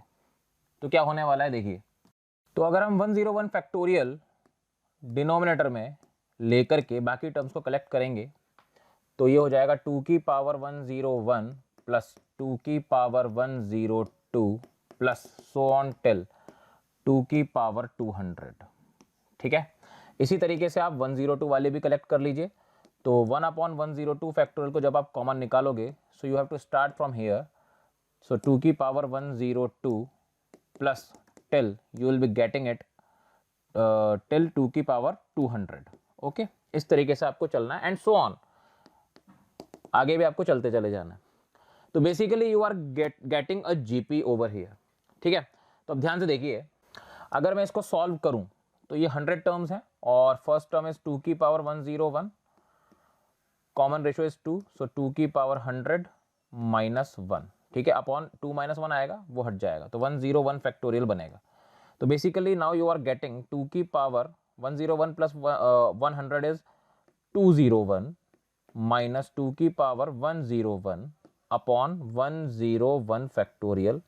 ये आपके पास 101 फैक्टोरियल डिनोमिनेटर को लेकर बनाई गई टर्म है। अब अगर आप b को देखें, इसकी स्टार्टिंग 101 से ही हो रही है, तो अगर आप फर्स्ट टर्म की बात करोगे तो इसकी फर्स्ट टर्म क्या बनेगी, 2 की पावर 201 माइनस 2 की power 101 upon 101 factorial. Exactly same है, सही बात है। इसका मतलब आगे भी जब आप सॉल्व करोगे, जब 102 फैक्टोरियल वाली टर्म को सॉल्व करोगे तो वो वही आएगी जो यहां पर n बराबर 102 रखने पर आएगी। इट मींस a और b एग्जैक्टली सेम है, तो a अपॉन b कितना होना चाहिए, 1 होना चाहिए, ठीक है। Next question is a, b, c भी non zero real roots of the equation. मतलब ये जो इक्वेशन है इसके जो रूट्स हैं वो a, b और c खुद हैं and they are not equal to zero, non zero है ना, ठीक है। तो आपको बताना है कि ऑप्शंस में पढ़ के कि भाई कितने ट्रिपलेट्स जो हैं वो पॉसिबल है a, b, c की वैल्यू को लेकर के। तो देखिए, इस क्वेश्चन को करने के लिए हम बिल्कुल बेसिक से जाएंगे। सबसे पहला काम तो यही है कि हम सभी रूट्स का सम लिख लें, a प्लस बी प्लस सी सबसे पहले हम लिख लें विच इज़ माइनस a। उसके बाद हम A B plus B C plus C A लिख लें विच इज़ b। उसके बाद हम लोग a b c यानी कि तीनों ही रूट्स का प्रोडक्ट लिख लें विच इज़ माइनस c। अभी c not equal to zero है तो आप कैंसिल करते समय आपके हाथ नहीं कांपने चाहिए। तो यहाँ से what you are getting is that A B is equal to -1। Okay, important result मिल गया आपको। अब इसको अपन यूज करते हैं। तो देखिए, सेकंड वाले में अपन ए बी इक्वल टू -1 डाल देते हैं। जब इसमें अगर अपन ए बी इक्वल टू -1 डालेंगे तो -1, ठीक है, प्लस सी जो है वो कॉमन आ जाएगा, a plus b is equal to b हो जाएगा। अपन को धीरे धीरे एक ऐसी इक्वेशन डेवलप करनी है जो या तो सिर्फ a में हो या फिर सिर्फ b में हो या फिर सिर्फ c में हो, ठीक है। अभी अगर आप फर्स्ट इक्वेशन को देखें तो c की वैल्यू क्या आ सकती है, c की वैल्यू आ सकती है -2a माइनस b। उसको अपन यहाँ रख देते हैं, ठीक है। तो ये माइनस बाहर आ गया तो अंदर बचेगा 2a प्लस बी और इनटू हो जाएगा a प्लस बी, ठीक है, इज इक्वल टू बी। अब अपन इसको मल्टीप्लाई कर देते हैं। जब अपन मल्टीप्लाई करेंगे तो आएगा -1 minus 2a square minus 3ab minus b square is equal to b। Correct है। ab की वैल्यू -1 थी ही सही, तो जब आप इसको ab को -1 रखोगे तो -3 हो जाएगा, ठीक है। 3 - 1 इज 2, सो यहाँ पर बचेगा 2 common 1 minus a square. Okay, ये हो जाएगा b स्क्वायर प्लस b, कोई दिक्कत नहीं है। और b की वैल्यू को -1/a करके हम यहाँ पर डाल देते हैं तो हमारे पास आ जाएगा twice 1 minus a into 1 plus a। मैंने a minus b a plus b लगा दिया। बी स्क्वायर की जगह हो जाएगा 1/a² और बी की जगह हो जाएगा -1/a। तो यहाँ पर हो जाएगा twice 1 - a into 1 + a is equal to, ठीक है, यहाँ पर आप क्या कर सकते हो, a 1 - a/a²। ठीक है, आप देखोगे 1 - a कॉमन आ रहा है, काटने की कोशिश मत कीजिएगा क्योंकि नॉन जीरो बोला, ये नहीं बोला कि a ≠ 1 है। तो 1 - a कॉमन आएगा और आपके पास ट्वाइस ऑफ 1 + a -1/a² आएगा। अब यहां से दो बातें होंगी। ठीक है, पहली बात तो यह है कि भाई या तो 1 - a बराबर 0 हो जाए, अगर 1 - a को मैं 0 रखूंगा तो यहां से मुझे एक वैल्यू a की मिल जाएगी कंफर्म। दूसरी बात, twice 1 + a is equal to 1/a² आ जाएगा।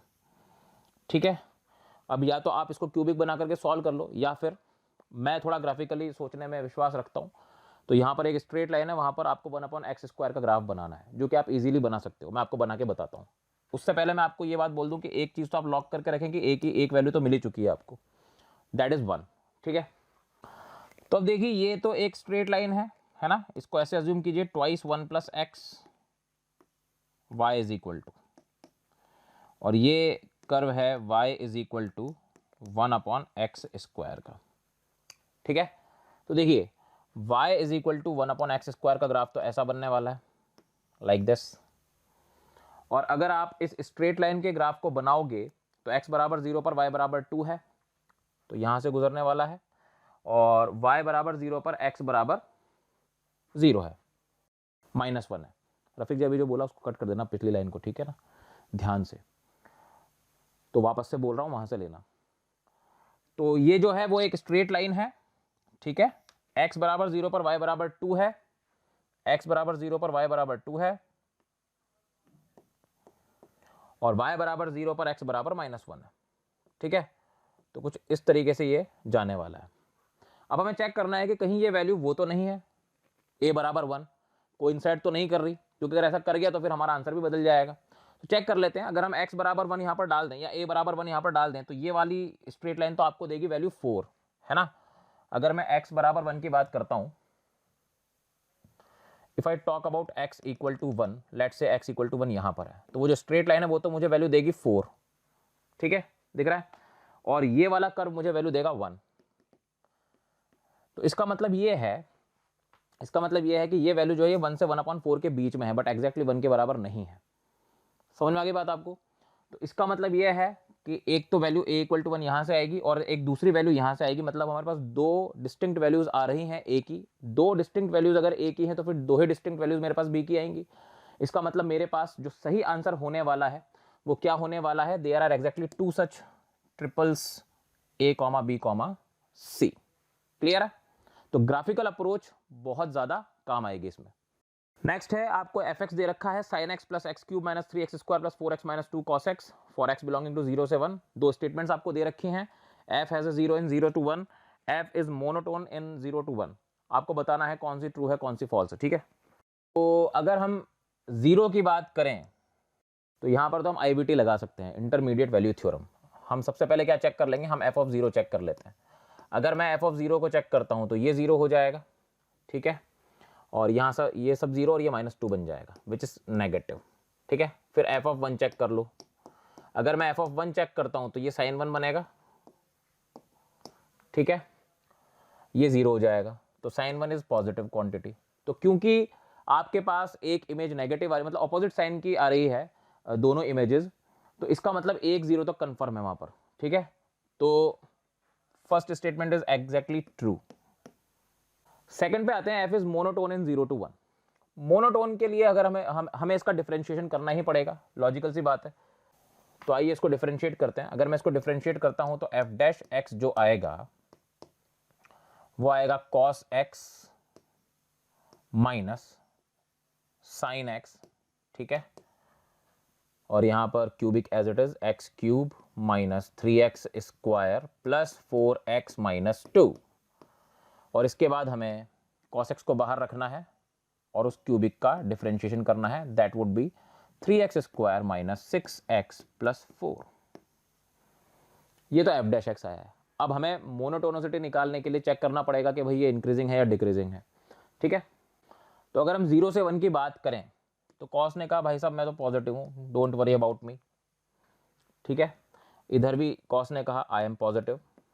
फर्स्ट क्वाड्रेंट की बात चल रही है ना। इस क्वाड्रेटिक के लिए अगर हम बात करें तो इसका डी चेक कर लेते हैं। डिस्क्रिमिनेंट की अगर बात करें तो वो लेस देन 0 आ रहा है और लीडिंग कोफिशिएंट पॉजिटिव है। इसका मतलब एक क्वाड्रेटिक ने भी कह दिया कि भाई मैं भी पॉजिटिव रहूंगी, डोंट वरी अबाउट मी। अब साइन एक्स की बात करते हैं। साइन एक्स की बात करेंगे तो ये पॉजिटिव है। दर्द सिर्फ इस माइनस का है, ये कहीं खेल ना बिगाड़ दे, तो उसके लिए हम क्या करने वाले हैं देखिए। कई लोग इसको अलग फंक्शन मान के करते हैं, लेकिन अगर आपकी ऑब्जर्वेशन बहुत तगड़ी है तो आप यहां पर ये सोचिए x cube minus 3x square plus 3x minus 1 plus x minus 1। इस तरीके से मैंने इसको ब्रेक कर दिया। क्या दिखा? यहां मुझे दिखा x माइनस 1 का whole cube plus x minus 1। अब आप x माइनस 1 को बाहर निकाल लीजिए। जब x माइनस 1 को बाहर निकालेंगे तो ये हो जाएगा x माइनस 1 का होल स्क्वायर प्लस 1। अभी 0 से 1 की अगर हम बात करें, ये तो परफेक्ट स्क्वायर वाली क्वांटिटी, उसमें प्लस 1 हो रहा है, तो ये तो पॉजिटिव है भाई साहब, है ना। और x minus 1 is going to be negative in interval 0 to 1, और ये नेगेटिव आएगा और बाहर भी नेगेटिव बैठा हुआ है, तो नेगेटिव नेगेटिव मिलकर के प्लस हो जाएंगे। इसका मतलब f dash x is always positive for all x belonging to 0 to 1। इसका मतलब मोनोटोनिक भी है, तो इसका मतलब सेकंड स्टेटमेंट भी एब्सोल्युटली ट्रू है। इसका मतलब first and second are true, A is the correct one. Okay, next question देखिए, सेट एंड रिलेशंस का है। एक सेट ए है जिसमें 10 एलिमेंट्स हैं। मान लो वो 10 एलिमेंट्स 1 से लेकर 10 तक की वैल्यूज हैं। समझाने के लिए मुझे लेना पड़ेगा, तो मैंने ले लिया, ठीक है। अभी रिलेशन जो होता है वो ए क्रॉस ए, मतलब क्योंकि वो फ्रॉम ए बना है, फ्रॉम ए टू ए बना है, तो ए क्रॉस ए का सबसेट होगा। तो ए क्रॉस ए में क्या एलिमेंट्स होंगे, जरा हम वो बात कर लेते हैं। ए क्रॉस ए में जो एलिमेंट्स होंगे वो होंगे 1,1, 1,2 से लेकर 1,10, फिर 2,1, 2,2 से लेकर 2,10। Likewise it goes till 10,1, 10,2 till 10,10। ऐसे इसको लिख लीजिए, तो इसको ऑब्जर्व करना थोड़ा सा आसान हो जाएगा। नाउ क्वेश्चन इज सेइंग कि number of non empty relations from A to A that are reflexive but not symmetric. Reflexive तो हो लेकिन सिमेट्रिक ना हो।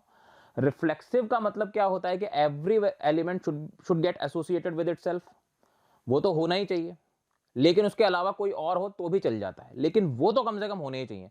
जैसे कि 1 से 1 तो जुड़ा हुआ मिले ही सही, 2 से 2 तो जुड़ा हुआ मिले ही सही, 10 से 10 तक ऐसा ही सीन चलना चाहिए। उसके बाद अगर कुछ आता है तो ठीक है, नहीं आता है तो भी वो रिफ्लेक्सिव तो रहेगा। पहली बात तो ये समझ में आनी चाहिए। सिमेट्रिक का मतलब क्या होता है कि अगर ए बी से रिलेटेड है तो बी भी ए से रिलेटेड हो, है ना। ए बी से रिलेटेड है तो बी भी ए से रिलेटेड हो। पहले हमें रिफ्लेक्सिव और सिमेट्रिक रिलेशन एकदम क्लियर होने चाहिए दिमाग में, तभी हम इस क्वेश्चन को अप्रोच कर पाएंगे। अब ध्यान दीजिएगा, जैसा कि मैंने आपको बताया, रिफ्लेक्सिव की अगर मैं बात करूं तो उसके लिए ये तो मैंडेटरी है, ये तो आने ही चाहिए भाई साहब। 1,1, 2,2 से लेकर 10,10 तक तो आने ही चाहिए। तो ये 10 तो मैंने पहले ही भेज दिए, इनमें तो कोई प्रॉब्लम वाली बात ही नहीं है। बात है बाकियों की। ऊपर भी आपके पास 45 बचे हुए हैं, नीचे भी आपके पास 45 बचे हुए हैं। तो अब क्या होने वाला है भाई, ये तो आपने भेज ही दिए अंदर रिफ्लेक्सिव बनाने के लिए, है ना। अब बाकी के जो एलिमेंट्स हैं वो आए तो भी अच्छी बात है, वेलकम है, नहीं आए तो भी कोई दिक्कत वाली बात नहीं है, क्योंकि रिफ्लेक्सिव तो बन ही गए ना हमारे पास। तो इसका मतलब इन सभी पर तलवार लटकी है 2-2 कि भाई हम आए या ना आए, वेदर यस और नो, ठीक है। हमें आना है या नहीं आना है, इनके पास 2 चॉइसेस हैं, ठीक है। तो टोटल 90 एलिमेंट्स हैं, तो 2 की पावर 90, ठीक है। 2 की पावर 90 आपके पास इनकी चॉइसेस हो जाएंगी, आए चाहे ना आए, आए या ना आए, ठीक है। तो इनके पास हर एक एलिमेंट के पास 2 चॉइस है, इसलिए 2 की पावर 90। ये तो टोटल रिफ्लेक्सिव रिलेशन हो गए। अब इन रिफ्लेक्सिव में ऐसे रिलेशंस भी होंगे जिसमें 1-2 है तो 2-1 भी होगा, 1-3 है तो 3-1 भी होगा, 1-10 है तो 10-1 भी होगा। मतलब कि मैं सिमेट्रिक की बात कर रहा हूं, ठीक है। तो आप देख सकते हो हमें वो माइनस करने पड़ेंगे, क्योंकि हमें क्या पूछा गया है, reflexive but not symmetric. Reflexive तो हो पर सिमेट्रिक ना हो। तो 2 की पावर 90, ये तो टोटल आपने रिफ्लेक्सिव रिलेशंस लिखे। अब इसमें से आप सिमेट्रिक वाले माइनस कर दो। सिमेट्रिक वाले माइनस करने का मतलब क्या है भाई सिमेट्रिक के लिए क्या होगा, 1,2 आएगा तो 2,1 भी आएगा, 1,3 आएगा तो 3,1 भी आएगा। तो टोटल कितने पेयर्स आने वाले हैं, 45 पेयर्स आने वाले हैं। So you have to minus 2 की पावर 45, ठीक है। That should be your answer, that is D option. Next question belongs to SOT. In a triangle ABC the angle bisector BD of angle B intersects AC in D. देखिए triangle बना रहा हूं मैं, ये है A B C, ठीक है। जो एंगल बाइसेक्टर है बी का वो एसी को डी पर मिलता है, करेक्ट। अगर ये एंगल बाइसेक्टर है तो अपन इसको अल्फा और इसको भी अल्फा कह सकते हैं, ठीक है। उसके बाद बीसी लेंथ आपको दे रखी है 2, सीडी लेंथ आपको दे रखी है 1 और बीडी लेंथ आपको दे रखी है 3/√2, यानी कि एंगल बाइसेक्टर की लेंथ आपको दे रखी है 3/√2। एंगल बाइसेक्टर जो है, क्योंकि ये एंगल बी का बाइसेक्टर है तो इस लेंथ को अपन नाम दे देते हैं एल बी। और एसओटी की दुनिया में एल बी का फॉर्मूला सीधा हमारे पास होता है, वो हम यहां पर लगा सकते हैं। आगे इसने बोला है perimeter of the triangle ABC बताना है, ठीक है, हो जाएगा। देखिए देखते जाइए, will make use of this formula of length of angle bisector, ठीक है। एल बी हम लिख रहे हैं तो आएगा twice a c upon a plus c cos of b/2। b/2 is alpha, दिख रहा है ना अभी, एंगल बी दो पार्ट्स में, इक्वल पार्ट्स में डिवाइडेड है, अल्फा और अल्फा। अब कॉस अल्फा हम आसानी से निकाल सकते हैं, कैसे, इस ट्राइंगल में कोसाइन लॉ लगा करके, सही बात है। तो आइए, एल बी तो हमें दे रखा है 3/√2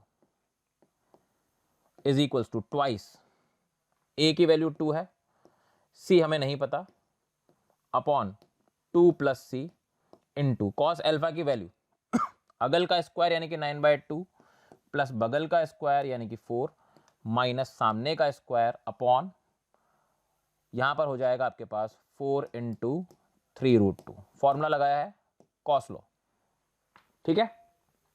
अब ध्यान से काम करना, यहां से हमें सी की वैल्यू मिलने वाली है और सी की वैल्यू से हम सीधे पेरीमीटर पर जा सकते हैं। कैसे, देखिए,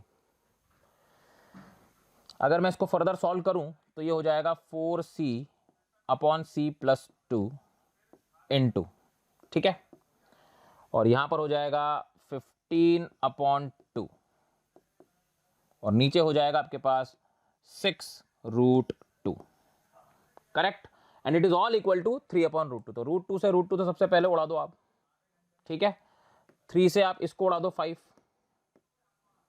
ओके। यहां पर आपके पास 4 से ये उड़ जाएगा 3 बार, तो 5/3 आ गया। तो इसका मतलब you can say that c plus 2 into 3 is equal to 5 आ रहा है, 5c आ रहा है, ठीक है। Plus 6 is equal to 5c मिलेगा, यानी कि c की वैल्यू हमें मिल जाएगी 3, c की वैल्यू हमें मिल जाएगी 3। तो ये मेरे पास c की वैल्यू आ गई है 3, करेक्ट। अब अपन देख सकते हैं, अपने को पता है कि एंगल बाइसेक्टर जो होता है वो अपोजिट साइड को एडजेसेंट साइड्स के रेशियो में काटता है। तो अगर ये 3 आई है तो ये 3k होगा और ये 2k होगा, ठीक है। 2k इज इक्वल टू 1 दे रखा है, तो यहां से k की वैल्यू कितनी आ जाएगी 1/2। तो इसका मतलब ये लेंथ कितनी आ जाएगी 3/2, है ना। तो AC लेंथ कितनी आ जाएगी 3/2 प्लस 1, 3/2 प्लस 1 दैट इज 5/2। तो आपका जो पेरीमीटर आएगा वो कितना आएगा, पेरीमीटर आएगा 5/2 प्लस 3 प्लस 2, ठीक है, यानी कि 15/2। 15/2 is the correct one, okay. Now next, the very basic question of definite integration, ठीक है। आपको IN दे रखा है, ठीक है, दिस इज IN। सबसे पहले हमें क्या करना है, हमें किंग लगा देनी है। तो आप किंग अप्लाई कीजिए, क्योंकि यहां पर बगल में x है, इसको उड़ाना होता है तो किंग लगा देते हैं। जब आप किंग अप्लाई करोगे तो IN जो है ये हो जाएगा 0 से पाई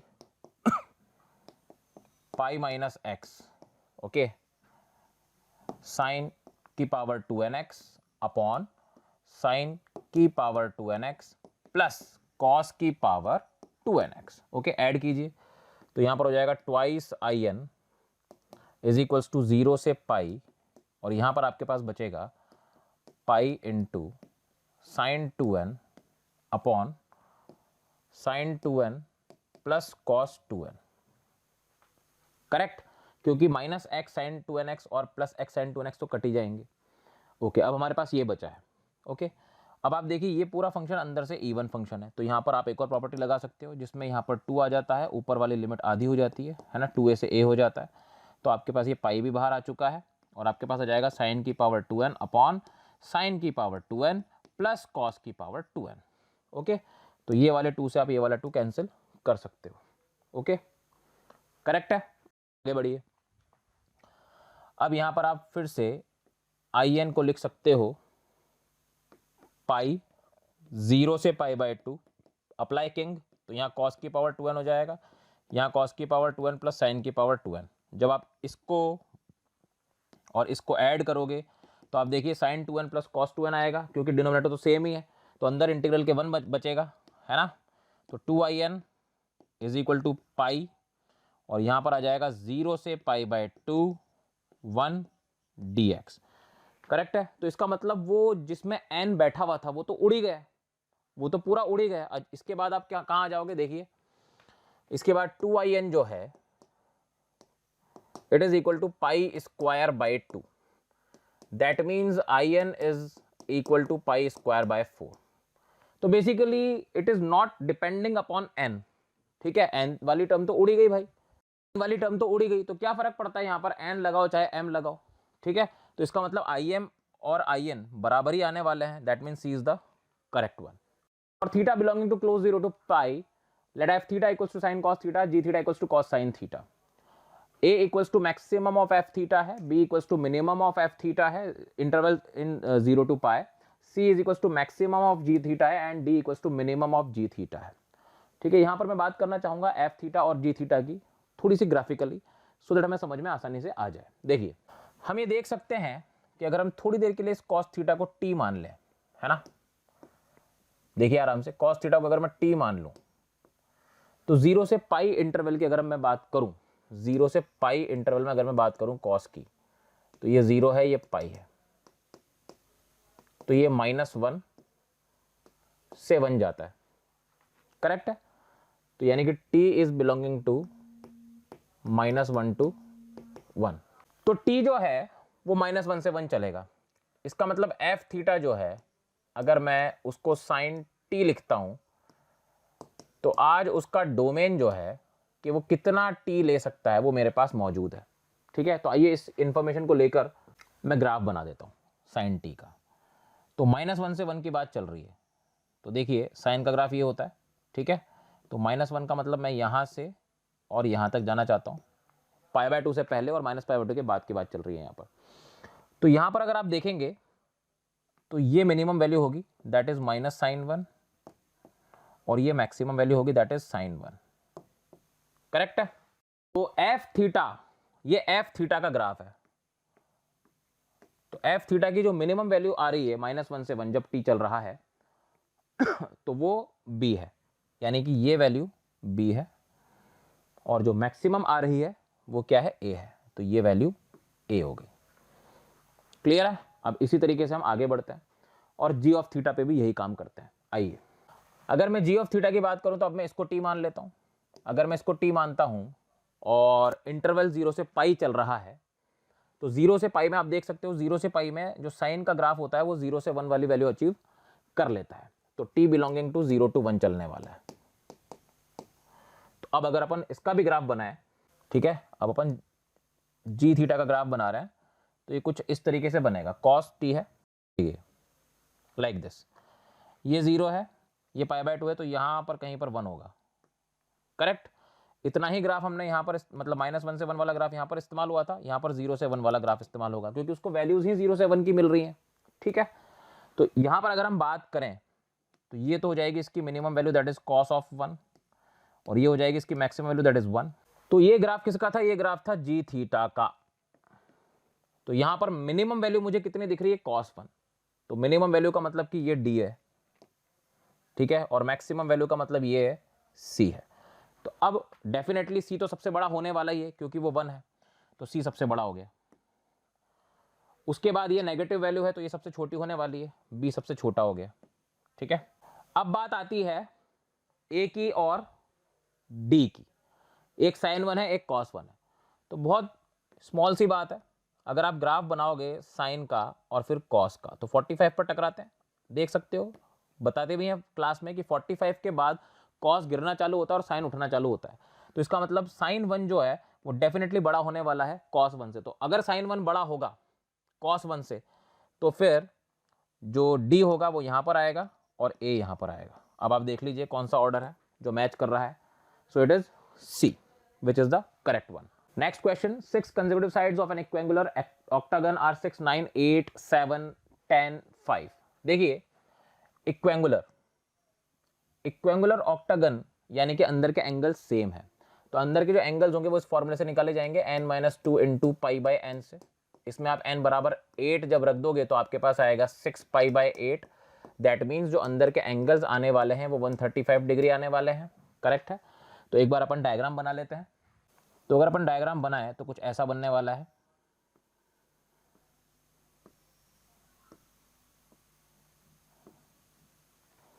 ठीक है, ये जो है ये 6 दे रखी है, ऑर्डर में लेना है अपन को। 9 कॉन्जिक्यूटिव साइड्स हैं क्योंकि 8, 7, 10, 5। ठीक है, और ये जो बच गई हैं इसको अपन मान लेते हैं ए और इसको अपन मान लेते हैं बी। क्लियर है।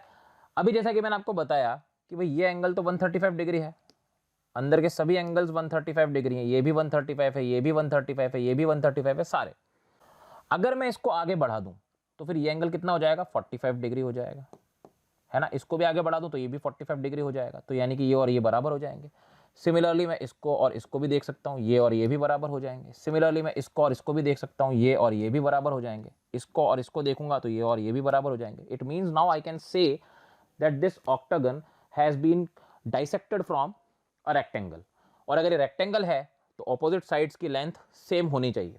क्लियर है। तो अब अगला काम हम क्या कर सकते हैं, नाउ सी, अगर वो 9 है, ये साइड लेंथ मुझे निकालनी है, तो I will apply cos in this triangle and I will be getting 9/√2। ठीक है, करेक्ट है। This would be base, this would be hypotenuse, तो base would be equal to hypotenuse into cos 45 degree, that means 9/√2। ये भी कितना आ जाएगा, 9/√2। Similarly ये आ जाएगा 7/√2, ये आ जाएगा 7/√2। सिमिलरली ये आ जाएगा 5/√2, ये भी आ जाएगा 5/√2। This would be equals to b/√2 and then b/√2। अब क्योंकि ये रेक्टेंगल है जैसा कि हमने बताया, तो इसका मतलब ऑपोजिट साइड्स की लेंथ जो है वो इक्वेट कर देनी चाहिए क्योंकि वो इक्वली होंगी। तो यही हम करने वाले हैं। सबसे पहले हम इन दोनों को देख लेते हैं, यहाँ से हमें b की वैल्यू मिलने की उम्मीद है। तो ऊपर वालों को ऐड करोगे तो आपके पास आ जाएगा 12/√2 प्लस 10 इज इक्वल टू, नीचे आ जाएगा b प्लस 9/√2 प्लस 6। करेक्ट। तो ये हो जाएगा भाई आपके पास 12 प्लस 4√2। ठीक है, 12 प्लस 4√2, 10 - 6 कर दिया, √2 से मल्टीप्लाई कर दिया, is equal to b plus 9। तो b की वैल्यू आ रही है 3 प्लस 4√2। ठीक है, इसको लॉक कर लो। अब आगे बढ़ते हैं। अब इधर देखो 7/√2 प्लस 9/√2 16/√2। ओके, तो ये हो जाएगा 16/√2 plus 8 and there b plus 5/√2 plus a।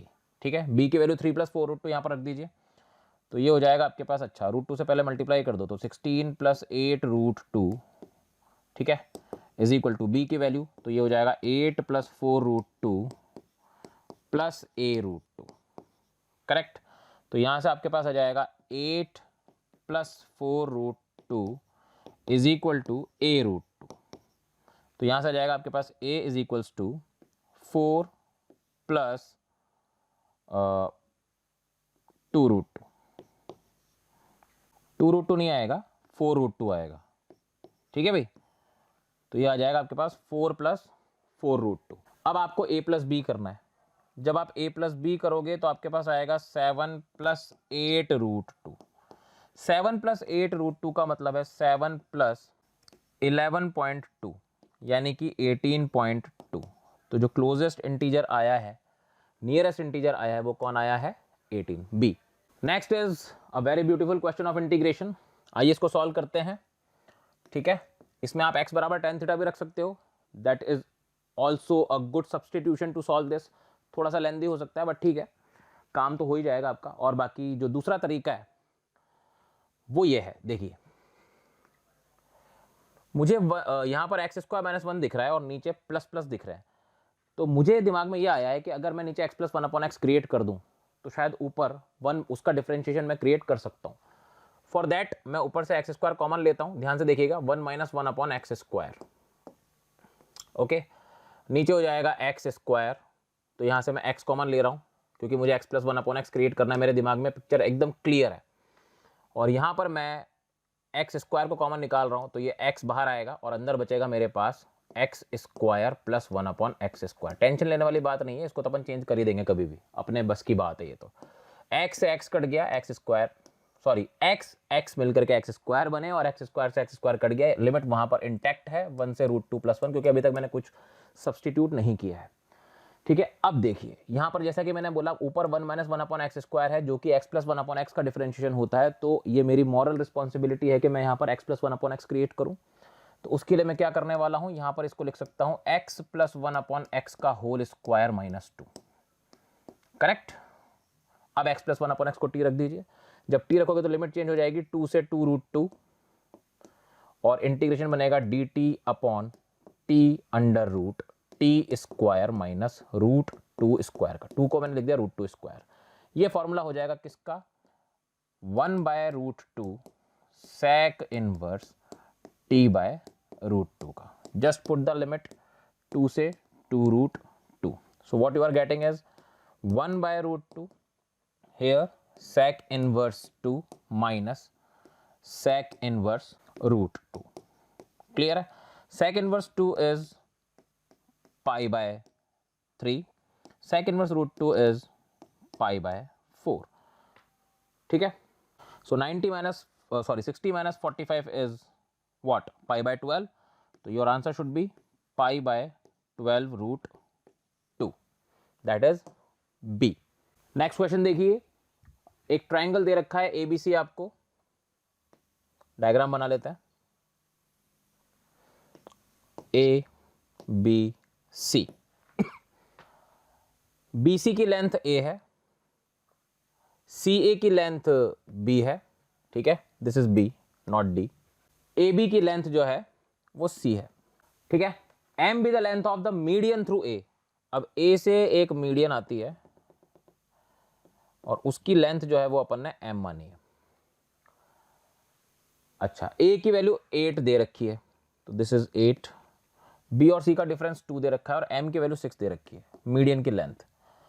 तो मीडियन की लेंथ का फॉर्मूला हम यहां पर इस्तेमाल कर सकते हैं। ये जो M है, फॉर्मूला होता है, SOT में पढ़ाया भी जाता है, 1/2 अंडर रूट ट्वाइस किस पे गिर रही है? BC पर। तो B square plus C square किससे आई है? A से, माइनस A स्क्वायर। ऐसे याद रखा जाता है इस फॉर्मूले को। ये 6 दे रखा है। ठीक है, ये 2 उधर मल्टीप्लाई हो जाएगा, स्क्वायर हो जाएगा, तो ये हो जाएगा 144 इज इक्वल्स टू ट्वाइस। यहां पर हम B माइनस C क्रिएट करने की कोशिश करते हैं तो B माइनस C का होल स्क्वायर प्लस 2BC हो जाएगा यहां पर क्रिएट। करेक्ट है, 2 के साथ माइनस A स्क्वायर इज 64। इसको उधर शिफ्ट करते हैं तो ये 208 हो जाएगा, 2 से कटेगा तो 104 हो जाएगा। तो 104 is equals to B minus C की वैल्यू 2 है तो यहां पर 4 हो जाएगा प्लस 2BC। ठीक है, तो यहां से BC का प्रोडक्ट आ रहा है 50। कितना आ रहा है? 50। अब B minus C is equal to 2 तो आपको दे ही रखा है, BC इक्वल टू 50 आप निकाल चुके हो। तो आइए बिना देरी के हम यहां पर C को रिप्लेस कर देते हैं 50/B से और ऊपर डाल देते हैं। तो B minus 50/B upon is equal to 2। यहां पर हो जाएगा B square minus 2B minus 50 is equal to 0। यहां से जब आप B की वैल्यू निकालोगे तो वो कितनी आने वाली है? वो आने वाली है 2 plus minus under root 204 upon 2। तो यहां से आपके पास आ जाएगा 1 प्लस √51। करेक्ट। सो 1 प्लस √51 मैंने इसलिए लिया है क्योंकि 1 माइनस √51 तो हो ही नहीं सकता, वो तो नेगेटिव हो जाएगा। तो 1 प्लस √51, ये 51 है, 1 प्लस √51 इज 7 पॉइंट समथिंग, तो 7 पॉइंट समथिंग प्लस 1 करोगे तो 8 आ जाएगा, तो 8 should be the nearest integer, that is B is the correct one. Okay, thank you.